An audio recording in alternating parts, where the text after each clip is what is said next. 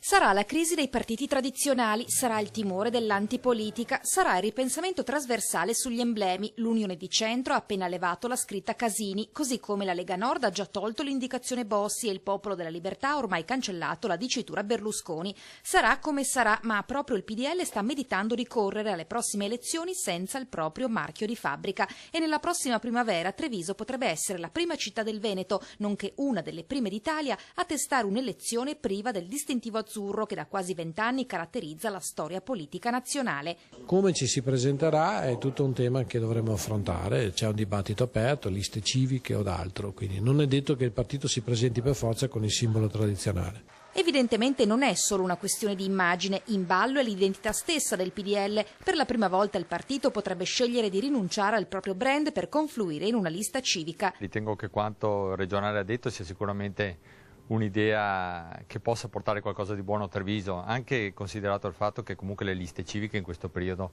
godono di un ottimo appeal rispetto alla gente. L'operazione permetterebbe di ampliare il consenso sul territorio al di là dei confini del partito. Il Popolo della Libertà, ristrutturando il centrodestra, intende aprirsi dovunque si presenti al concorso attivo e vitale del territorio attraverso le liste civiche, da Treviso a Vicenza e persino in prospettiva nazionale.